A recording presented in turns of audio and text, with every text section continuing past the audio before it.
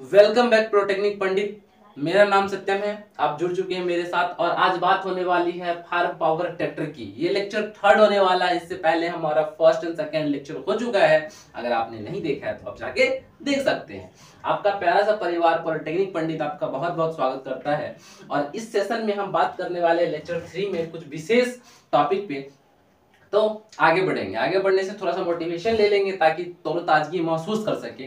लिखा गया है hard work is success for your dream. मतलब आप कड़ी मेहनत, जितनी कड़ी मेहनत करेंगे आप अपनी जिंदगी में उतना ही सफल हो पाएंगे। ठीक है। अगर आप सोच लेते हैं कि हाँ मैं किसी एग्जामिनेशन को क्रैक कर लेता हूं, मैं पास कर लूंगा, तो ये बहुत संभव नहीं है। ठीक है। तो आपको मेहनत करनी होगी, चाहे छोटी एग्जाम हो या बड़ी एग्जाम हो, मेहनत तो लगने वाली है। चलिए इसी के साथ सेशन को स्टार्ट करते हैं। लेक्चर नंबर 3 आगे बढ़ते हैं। चलिए इस लेक्चर में सबसे पहला जो हमारे पास पॉइंट है उस पॉइंट की हम बात करेंगे। ठीक है। सबसे पहला पॉइंट लिखा हुआ है सोर्स सोर्स ऑफ पावर। ठीक है। भाई नाराज है क्या पेन मुझसे? नाराज ना हो जाओ भाई। आ जाओ आ जाओ। हाँ चलिए, सोर्स ऑफ फार्म पावर, नहीं, सोर्स ऑफ फार्म पावर। तो क्या सोर्स है फार्म पावर का? तो all the sources of farm power are classified as, नहीं, हम फार्म पावर को क्लासिफिकेशन करते हैं। और सबसे पहले हम बता दें कि फार्म पावर क्या होता है। इसको हम बता रखे हैं आपको फर्स्ट एंड सेकंड लेक्चर में। इसमें इस लेक्चर में भी आपको बता देते हैं, नहीं तो वहां पे देखिएगा तो क्लियर हो ही जाने वाला है।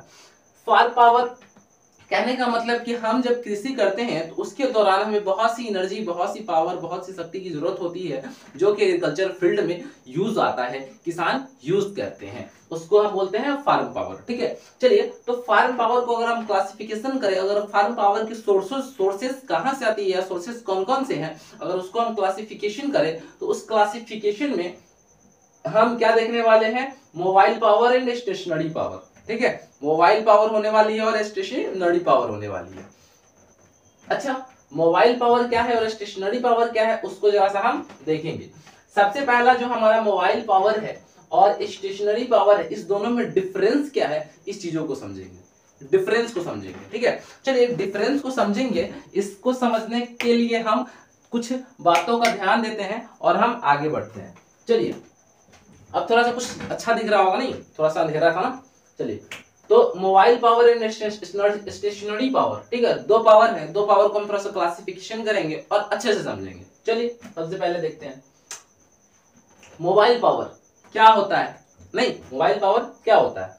तो मोबाइल पावर हम उसको बोलेंगे जो ह्यूमन पावर हो, मतलब वैसा पावर जो एक जगह क्या हो सके, मतलब एक जगह से दूसरे जगह अच्छे से मोशन कर सके, मतलब एक जगह से दूसरे जगह आ जा सके, वैसा पावर जिसका हम यूज अगर जरूरत के हिसाब से हम क्या कर सके, प्लेस टू प्लेसेस ले जा सके, is known as mobile power. Example के तौर पे अगर ले ले तो human power, animal power and machineries power as like tractor, power tiller, नहीं, इस सब प्रकार के पावर को हम मोबाइल पावर बोलते हैं। मतलब एनिमल पावर, ह्यूमन पावर मतलब क्या, जैसे एनिमल पावर मान लीजिए एग्जांपल के तौर पे कोई जा रहा था रोड पे, ऑटो वगैरह पलट गया, नहीं, तो उस छोटे से ऑटो को मतलब ऊपर लाने के लिए क्या 10 लोग आपस में जुट जाएंगे, मिल जाएंगे और उस ऑटो को उठा के ऊपर रख लेंगे? नहीं, वहां पे जेसीबी की जरूरत नहीं है, छोटा सा पावर है, तो एनिमल पावर वहां यूज होगा। अच्छा, उसके बाद आप देखते हो ये गांव वगैरह में जो बुल कार्ट होता है उसमें क्या होता है कि जो एनिमल्स बहुत से बुल कार्ट को खींचकर एक जगह से दूसरे जगह ले जाते हैं,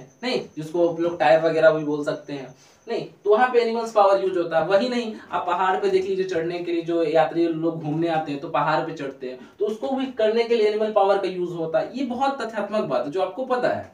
चलिए, उसके बाद एक है मैकेनिकल पावर। आज के टाइम में, आधुनिक युग में मैकेनिकल पावर का बहुत बड़ा योगदान है जो कृषि के फील्ड को बहुत ज्यादा टेक्निकल कर दिया, नहीं तो उस चीज को आसान कर दिया है। इसके लिए क्या कौन कौन सा पावर यूज होता है? ट्रैक्टर होता है जो कि बहुत ज्यादा बड़े में लार्ज पैमाने पे यूज होता है। उसके बाद कौन कौन सा है? पावर टिलर जो कि खेत वेत को जुताई करने के लिए यूज करते हैं, नहीं, फील्ड को कल्टीवेट करने के लिए यूज करते हैं, तो इसके लिए पावर टिलर का यूज करते हैं। तो ये सारा जो है पॉइंट है, ठीक है, ये सारा पॉइंट है जो कि हमें दिखाई देता है। चलिए, उसके बाद क्या है हमारा स्टेशनरी पावर। भैया हमारा स्टेशनरी पावर कौन से पावर को बोलते हैं? तो स्टेशनरी पावर के अंदर डीजल इंजन, इलेक्ट्रिक मोटर और कौन कौन से आते हैं? Renewable energy. अच्छा, स्टेशनरी पावर किस पावर को बोलेंगे?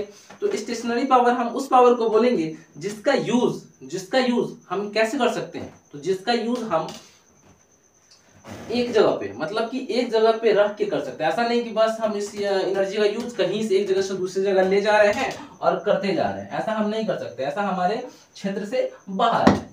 इसी के साथ साथ एक और है हमारा है इलेक्ट्रिक मोटर। नहीं, इलेक्ट्रिक मोटर भी सेम एज है। कैसा? इसको भी हम एक ही जगह रख के यूज कर सकते हैं, ऐसा नहीं कि एक जगह से दूसरी जगह ले जा रहे हैं और उसके बाद हम यूज करेंगे, ये संभव नहीं है हमारे लिए। जैसे कि आप देख सकते हैं पंप, थ्रेसर वगैरह, नहीं पंप वगैरह, तो आप देखते होइएगा जो किसान वगैरह होते हैं जो अपने खेत को इरिगेट करते हैं, सिंचाई करते हैं, तो उन लोग में क्या देखते होइएगा? उन लोग में आप ये देखते हैं कि वो लोग जो भी अपना काम करते हैं, ठीक है, तो वो उनका पंप एक ही जगह होता है। ऐसा नहीं कि पंप अभी यहाँ है तो वहां से उठा के वहां ले गए और फिर वहां से उठा के वहां ले गए, ऐसा संभव नहीं है। क्या नहीं है? संभव नहीं है। चलिए, इसके अलावा क्या है हमारे पास? आप देख सकते हैं इसके अलावा हमारे पास एक है रिन्यूएबल एनर्जी। आप कहिएगा सर जी रिन्यूएबल एनर्जी क्या होता है और रिन्यूएबल एनर्जी कैसे समझेंगे? ठीक है, तो आपके मन में ये भी क्वेश्चन होगा कि सर जी आप कहाँ गायब हो गए, आप दिख नहीं रहे, रिन्यूएबल एनर्जी पढ़ा रहे हैं। नहीं, चलिए, तो आपको हम रिन्यूएबल एनर्जी भी पढ़ाते हैं और थोड़ा समझाते भी हैं। हम आपके पास ही हैं, ज्यादा दूर नहीं गए, ठीक है। चलिए, तो रिन्यूएबल एनर्जी आगे देखिए, सदृश्य है रिन्यूएबल एनर्जी। चलिए पेन भैया आ जाइए, थोड़ा सा पेन तो मेरे पास ही है।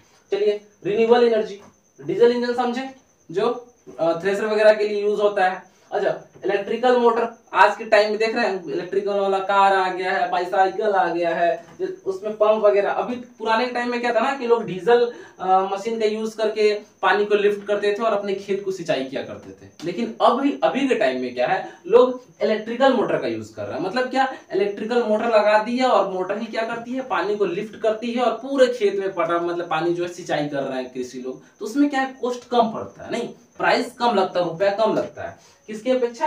इलेक्ट्रिकल इंजन के पावर की अपेक्षा। जहां पे ज्यादा पैसा पेट्रोल डीजल इंजन खर्चा करना पड़ रहा था, ज्यादा पैसा लग रहा था, अब कम पैसा लग रहा है। अच्छा, और क्या है, उससे भी कम मतलब बचत कब हो जाएगी? जब रिन्यूएबल एनर्जी का यूज होगा। इस एनर्जी के अंदर हम क्या करते हैं, सोलर एनर्जी का यूज कर लेते हैं पावर के तौर पे। मतलब सोलर एनर्जी बना रही है बिजली और बिजली स्टोर होकर मोटर को क्या कर रही है, रन करा रही है, और वो मोटर क्या कर रहा है, पानी को लिफ्ट करके किसान को, मतलब किसान की जो फील्ड है उसको सींच रहे हैं, तो उसमें और बचत हो जा रही है। तो ये इलेक्ट्रिकल जो डीजल इंजन के मुताबिक इलेक्ट्रिकल मोटर बहुत ज्यादा किफायती है, और उसके मुकाबले में रिन्यूएबल इंजन जो है, रिन्यूएबल एनर्जी बोले, वो ज्यादा किफायदा है, नहीं ज्यादा उससे फायदा पहुंचता है। अच्छा, उसके अंदर आप बायोगैस यूज कर सकते हैं, सोलर एनर्जी और बाइंड। सिर्फ आप कहने का मतलब कि रिन्यूएबल एनर्जी सिर्फ सोलर एनर्जी ही नहीं है, इसके अलावा भी है। सोलर एनर्जी के बाद वाइंड एनर्जी जो हवा है, नहीं उससे भी आप एनर्जी बना सकते हैं। उसके बाद वाटर एनर्जी, नहीं पानी जो फ्लो हो रहा है उससे भी आप एनर्जी टरबाइन वगैरह घुमा के इलेक्ट्रिकल एनर्जी प्रोड्यूस कर सकते हैं। उसके बाद बायोगैस से भी आप क्या कर सकते हैं, एनर्जी प्रोड्यूस कर सकते हैं। तो ये सब कुछ फेनोमेना है जिससे आप एनर्जी को बना सकते हैं और यूज कर सकते हैं, नहीं कम से कम खर्च के अंदर। चलिए, इसके बाद हम लोग थोड़ा सा आगे बढ़ते हैं। चलिए नेक्स्ट वाला अगर हम आपको दिखाना चाहते हैं इमेज, तो इमेज के अंदर आप देख रहे हैं कि ह्यूमन पावर्स कैसे यूज कर रहे हैं। भैया जो हमारे भाई साहब हैं, इनको चाहिए बॉल जलाना है बिना खर्च किए हुए, बिना कोई पावर। तो कौन सा पावर? तो खुद का पावर लगा रहे हैं, पैडल मार रहे हैं। और देखिए यहाँ पे जो हमारा जो है ये भाई साहब देख रहे हैं, पैडल मार रहे हैं और यहाँ से ये बॉल जल गया फटाक से, तो ह्यूमन पावर यूज हुआ, आप देख रहे हैं। अच्छा, सेकंड जब जो बुल कार्ट वाला एग्जांपल दिए थे, यहीं से दिए थे, एनिमल पावर। ये देखिए भाई साहब इतना सारा सामान लादे हुए हैं कि चल भैया मेरे टिक टिक टिक टिक, और ये भाई साहब जो है इस जानवर से क्या कर रहे हैं, एनर्जी यूज करके, जानवर की एनर्जी यूज करके अपना सामान को एक जगह से दूसरी जगह ले जा रहे हैं, ये कर रहे हैं। चलिए, सेकंड एज मैकेनिकल पावर की बात कर ले, तो मैकेनिकल पावर के अंदर ये भाई साहब शिप, ये फोटो शिप का है, ठीक है। शिप के पीछे जो मशीन लगा होता है, तो क्या कर, शिप के पीछे मशीन लगा है, चल रहा है, और ये क्या कर रहा है, पानी को धक्का दे रहा है, पानी को पीछे की तरफ धक्का दे रहा है, और शिप आगे की तरफ भाग रहा है। देख रहे हैं, पानी पीछे की तरफ जा रहा है, सब पानी से पीछे की तरफ जा रहा है, और ये मशीन क्या कर रहा है, शिप को आगे की तरफ धक्का दे रहा है। तो यहाँ मैकेनिकल पावर का यूज हो रहा है, नहीं तो ये तीनों पावर हम दिखाने का यही आश्रय है कि कहां कहां कौन कौन से पावर का यूज करते हैं और कैसे कैसे हम क्लासिफिकेशन करते हुए समझते हैं। चलिए सबसे पहले वाला हमारे पास था ह्यूमन पावर, नहीं तो सबसे पहले समझते हैं कि ह्यूमन पावर क्या होता है और कितना कितना पावर हम लोग जनरेट कर सकते हैं, मतलब कितना कितना पावर, कितना शक्ति होता है भाई ह्यूमन के अंदर। नहीं चलिए बाहुबली वाला पावर है, चलिए आइए देखते हैं। Human power, human power is the main source for operating a small implement and tools at the farm।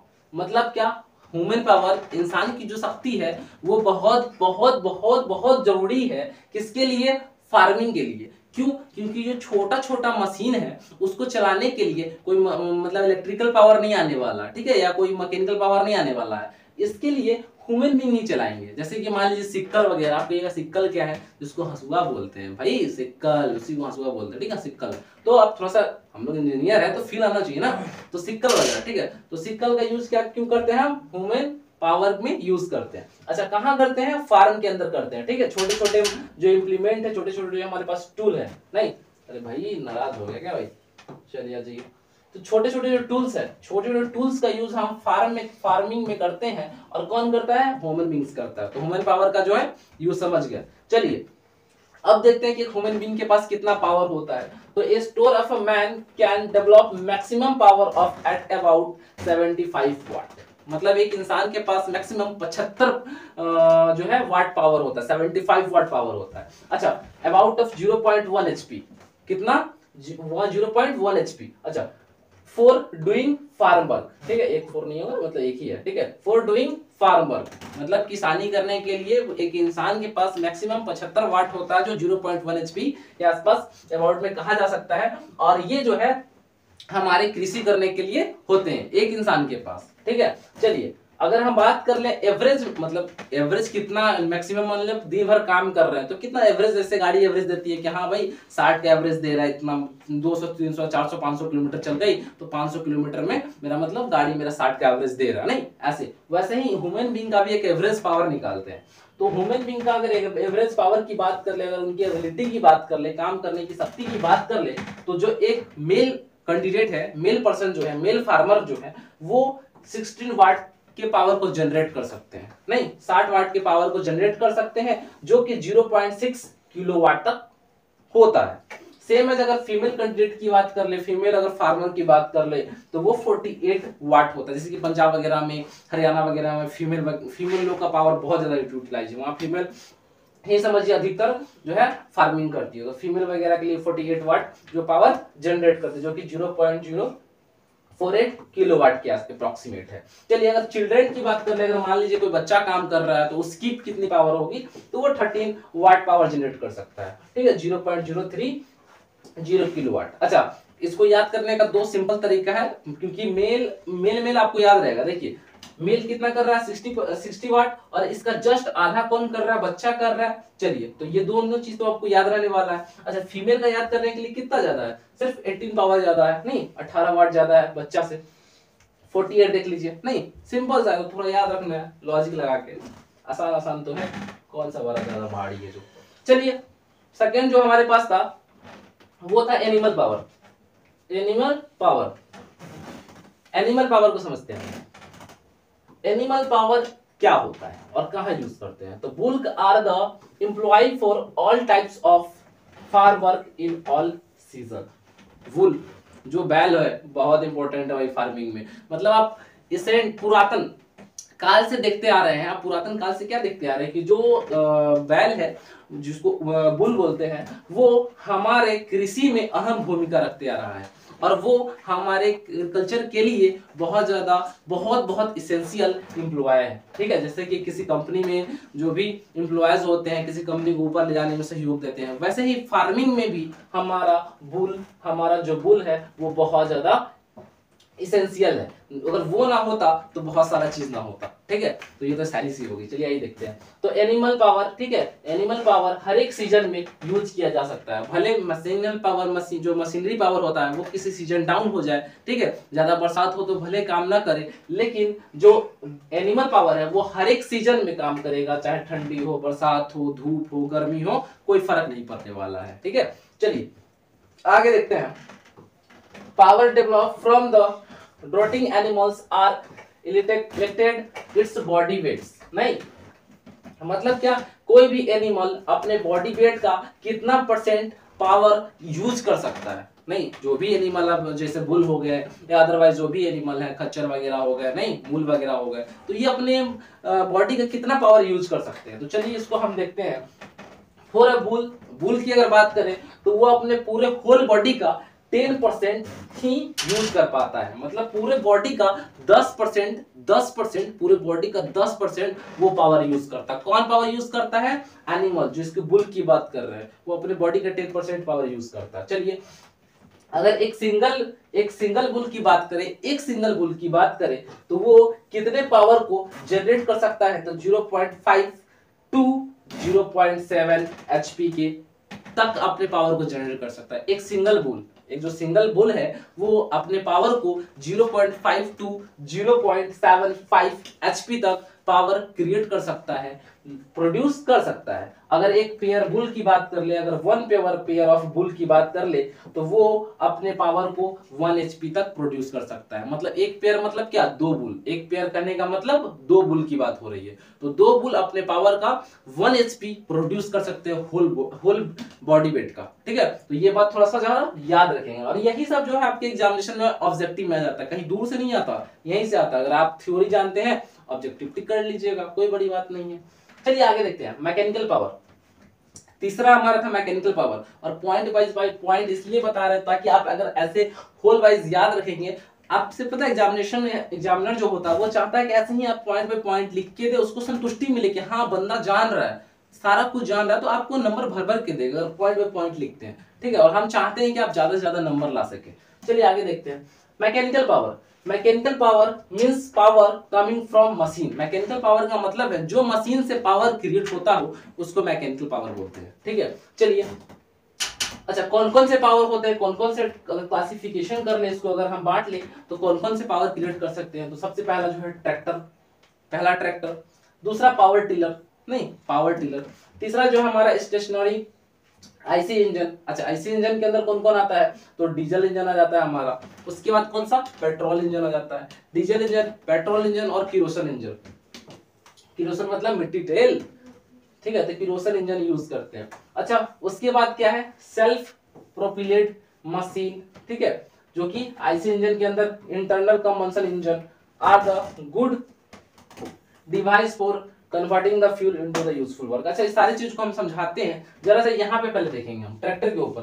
Tractor बहुत ज्यादा इंपॉर्टेंट है फार्मर के लिए, अभी जानते हैं आधुनिक युग में बहुत ज्यादा यूज हो रहा है, इसी पे सब कुछ टिका हुआ है। फिर फार्म पावर टिलिंग, जो मिट्टी को क्या करने के लिए? कल्टीवेट करने के लिए, जुताई करने के लिए यूज करते हैं। फिर स्टेशनरी पावर के अंदर कौन सा? Diesel engine, petrol engine. ठीक है, डीजल इंजन, पेट्रोल इंजन जो पानी वगैरह को लिफ्ट करता है, मटीरियल्स वगैरह में यूज होता है, तो इंजन चाहिए।